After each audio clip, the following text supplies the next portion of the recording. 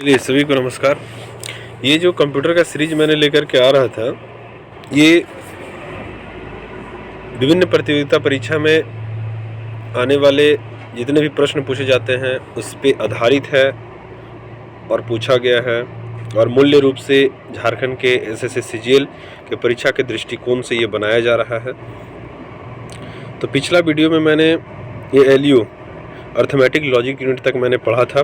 आज का जो टॉपिक रहेगा कंट्रोल यूनिट से रहेगा, और आप लोग से एक रिक्वेस्ट है कि कृपया चैनल को सब्सक्राइब और वीडियो को शेयर करें, क्योंकि आप लोग का वीडियो शेयर नहीं हो रहा है और लाइकेस नहीं आ रही है। तो चलिए स्टार्ट करते हैं। कंट्रोल यूनिट क्या होता है? कंट्रोल यूनिट का कुछ इंपॉर्टेंट प्रश्न चर्चा करेंगे। कहता है खाली स्थान की मेमोरी अर्थमेटिक लॉजिक यूनिट और इनपुट आउटपुट डिवाइस को बताता है कि किसी कार्यक्रम के इंस्ट्रक्शन को कैसे प्रतिक्रिया देना है।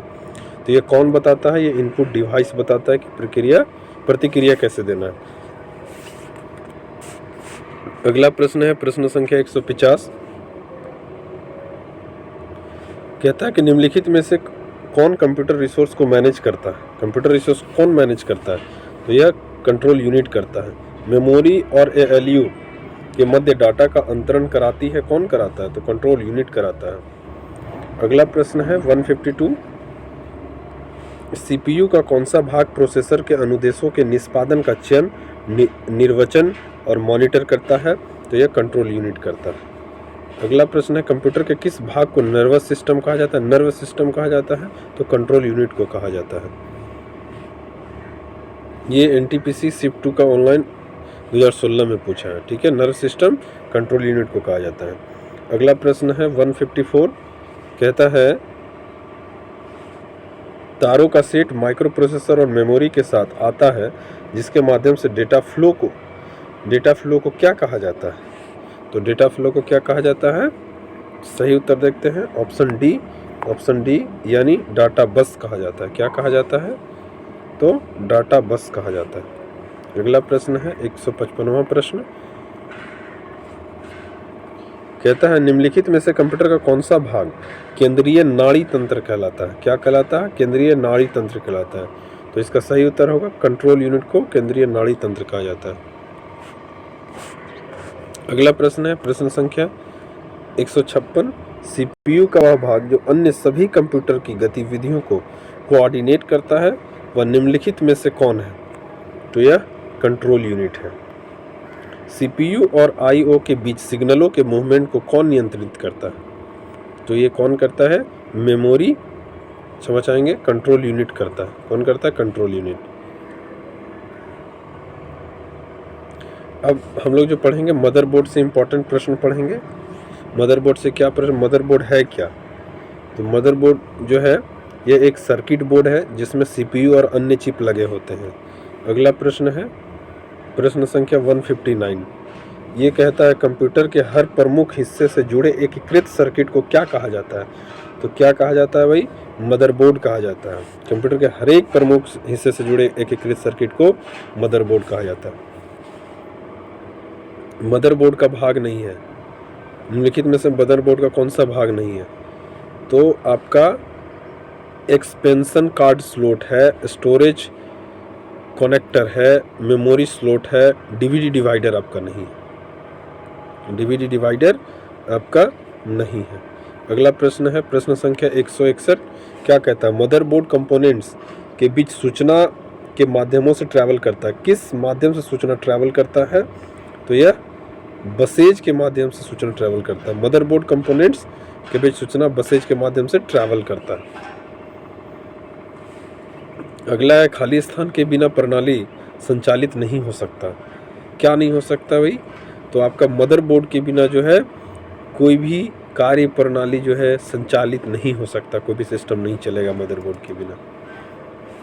अगला प्रश्न है प्रश्न संख्या 163 यानी 163। कंप्यूटर के सभी प्रमुख हिस्से से जुड़े एकीकृत सर्किट को क्या कहा जाता है? तो मदरबोर्ड कहा जाता है। अगला प्रश्न है निम्न में से कौन कंप्यूटर के किसी एक घटक के दूसरे घटक तक विभिन्न कमांड या कंट्रोल सिग्नल प्रसारित करता है? तो कौन करता है? तो आपका कंट्रोल बस करता है। अगला प्रश्न है प्रश्न संख्या 165। जो प्रोसेसर और अन्य उपकरणों के बीच कंट्रोल सिग्नलों को प्राप्त करने के लिए उपयोग किया जाता है उसे क्या कहा जाता है? कंट्रोल बस कहा जाता है। कंट्रोल बस कंप्यूटर के सभी घटकों जैसे सीपीयू, मेमोरी, इनपुट यंत्र, आउटपुट यंत्र इत्यादि को जोड़ने का कार्य करता है। एक इम्पॉर्टेंट प्रश्न है, साटा और SATA और IDE में अंतर है। व्हाट इज डिफरेंस बिटवीन साटा एंड IDE? तो ये हार्ड डिस्क ड्राइव के प्रकार है। SATA और IDE जो है वो हार्ड डिस्क ड्राइव के प्रकार है। इसके फैक्ट को चर्चा कर लेते हैं। SATA का फुल फॉर्म होता है serial advance technology attachment. Data को कॉन्टैक्ट कर ट्रांसफ़र करती है। यह प्रक्रिया हार्ड डिस्क ड्राइव और कंप्यूटर सिस्टम के बीच होता है। और IDE जो होता है वो इंटीग्रेटेड ड्राइव इलेक्ट्रॉनिक्स होता है। का मुख्य कार्य कंप्यूटर मदरबोर्ड, डेटा पाथ या बस और कंप्यूटर डिस्क स्टोरेज डिवाइस के बीच होता है। ठीक है, यह एक डिस्क ड्राइव का प्रकार है। अगला प्रश्न है 167। मदरबोर्ड CPU तथा मदरबोर्ड पर लगे दूसरे पुर्जों को जोड़ता है। कौन जोड़ता है? तो सिस्टम बस जोड़ता है। कंप्यूटर में बस का तात्पर्य क्या है? बस का तात्पर्य होता है जानकारी संरचित करने वाले फिजिकल वायर सेट है। बस एक कम्युनिकेशन सिस्टम है जो डेटा को विभिन्न घटकों को ट्रांसफ़र करता है। यह जानकारी संचरित करने वाले फिजिकल वायर का सेट है। USB का अर्थ क्या होता है?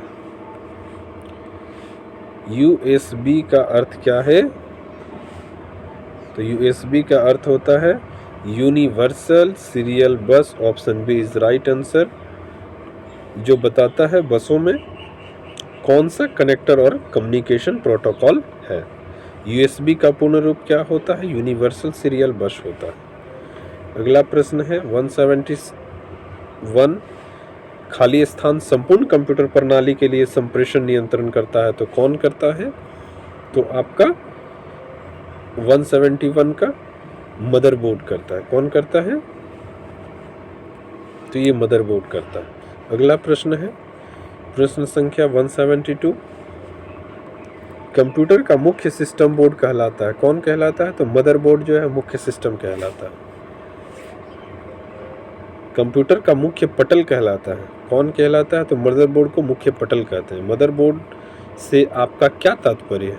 क्या रिलेशन है उससे, मदरबोर्ड से? तो मदरबोर्ड एक सर्किट बोर्ड है जिसमें सभी एलिमेंट कनेक्ट होते हैं मदरबोर्ड से। खाली स्थान के बिना प्रणाली सिस्टम संचालित नहीं हो सकता। किसके बिना संचालित नहीं हो सकता? मदरबोर्ड के बिना आपका कार्य प्रणाली संचालित नहीं हो सकता। अगला प्रश्न है 176। कंप्यूटिंग में खाली स्थान एक मदरबोर्ड के बनावट और आकार को दे दिया गया शब्द है, वो क्या है? फॉर्म फैक्टर है। अब हम लोग पढ़ेंगे एक्सपेंशन स्लॉट। एक्सपेंशन स्लॉट क्या होता है? कंप्यूटर के डाटा CPU से परिधि यंत्रों को अंतरण किसके माध्यम से प्राप्त किया जाता है? तो यह कंप्यूटर पोर्ट्स के माध्यम से किया जाता है। कंप्यूटर पोर्ट्स का इस्तेमाल किसी भी यंत्र को कंप्यूटर के साथ जोड़ने के लिए किया जाता है। कंप्यूटर पोर्ट्स दो प्रकार का इस्तेमाल में लाए जाते हैं। पहला इंटरनल पोर्ट, जिसमें कंप्यूटर के अंदर के यंत्रों को जोड़ा जाता है, जैसे कि हार्ड डिस्क ड्राइव इत्यादि। दूसरा जो एक्सटर्नल पोर्ट होता है, इसमें बाहरी यंत्रों को जोड़ा जाता है, जैसे मॉडेम, प्रिंटर, स्कैनर, USB ये जोड़ा जाता है। 178वां प्रश्न है कंप्यूटर प्रणाली के लिए विस्तार क्षमता प्रदान करता है। कौन करता है भाई? तो स्लॉट करता है। एक्सपेंशन कार्ड खाली स्थान में इंसर्ट किए जाते हैं। किस में इंसर्ट किए जाते हैं? स्लॉट में किए जाते हैं।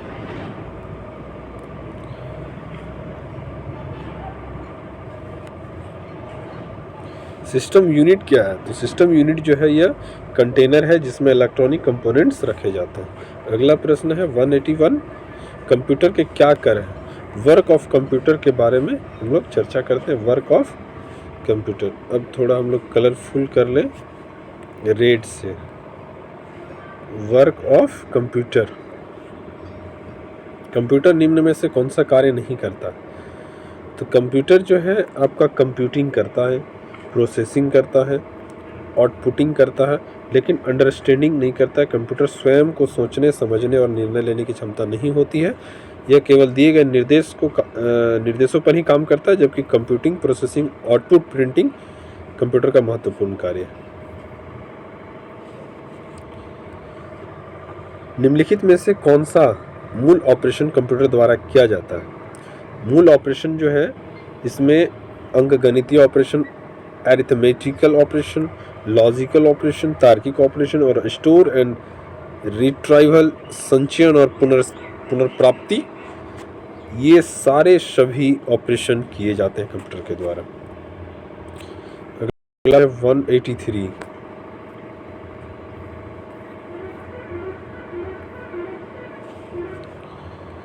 इनमें से कौन सा कार्य किसी कंप्यूटर के 4 प्रमुख डाटा प्रोसेसिंग के कार्यों में से एक नहीं है? तो आपका ऑप्शन सही उत्तर होगा आंकड़ों तथा सूचनाओं का विश्लेषण करना, ये नहीं। अगला प्रश्न है 184। निम्नलिखित में से कौन सा कार्य कंप्यूटर द्वारा नहीं किया जाता? तो तस्वीरें लेना ये कार्य नहीं किया जा सकता। कंप्यूटर द्वारा धुन तैयार कर सकते हैं, संगीत की रिकॉर्डिंग कर सकते हैं, अंगुलियों की छाप पहचान कर सकते हैं, जबकि तस्वीरें लेने वेब कैम का ही आवश्यकता होती है। कंप्यूटर निम्नलिखित में से कौन सा कार्य नहीं कर सकता? क्या नहीं कर सकता है? तो आपका इनपुटिंग कर सकता है, प्रोसेसिंग कर सकता है, कंट्रोलिंग कर सकता है, आउटपुटिंग। अंडरस्टैंडिंग नहीं कर सकता है बॉस। कंप्यूटर कई प्रकार के डाटा मैनिपुलेट करते हैं और इसे मैनिपुलेशन को क्या कहते हैं? जिसको प्रोसेसिंग कहते हैं।